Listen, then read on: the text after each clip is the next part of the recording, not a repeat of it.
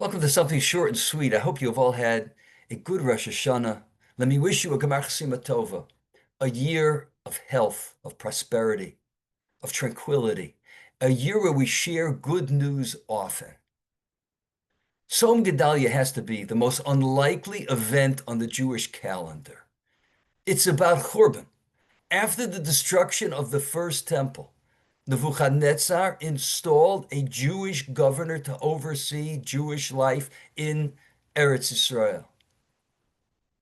And this governor, Gedalia ben Achikam, was murdered by a jealous Jew. And therefore, we mourn the end of official Jewish life after the destruction of the Beis Hamikdash on this day. But why did it happen on that day? HaKadosh Baruch Hu has things work out as he wants. There has to be a reason why there should be this commemoration, this fast day. The first thing, the first official mitzvahs that we do after Rosh Hashanah. So Mordechai Schwab explains in such a beautiful way.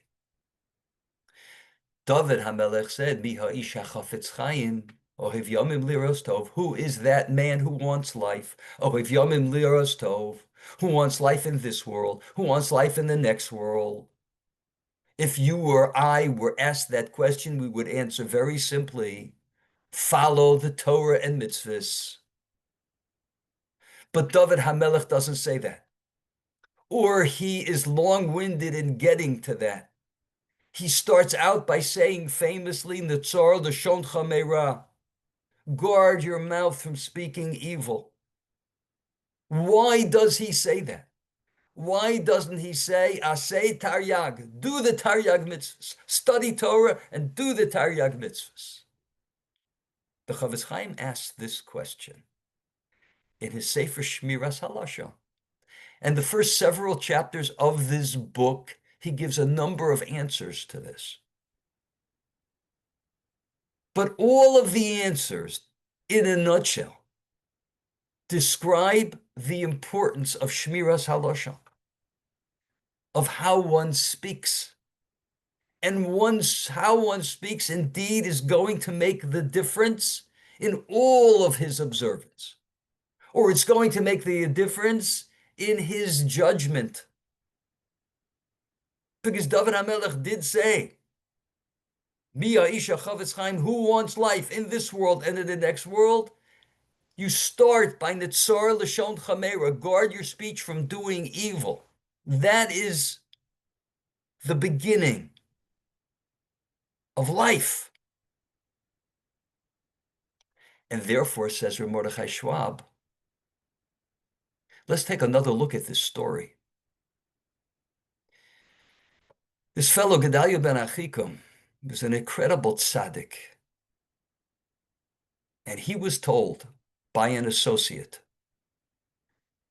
that a fellow by the name of Yishmael ben Netanya was going to kill him, another Jew. And Gedalia, being the tzaddik that he was, said, that's Lashon Hara. I will have nothing to do with that. I will not listen to that.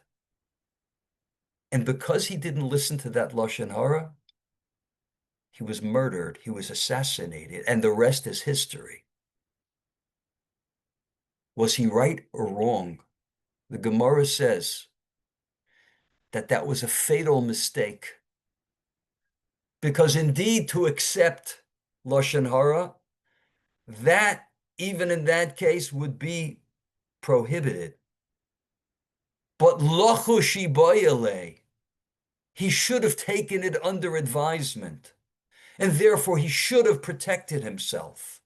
If I come to you and I say to you, I have pertinent information that has to do with your life, that has to do with your parnasa, something's going to impact to you. So under certain conditions that can be listened to and that must be listened to, even with the gravity of Lashon Hara that we all know about.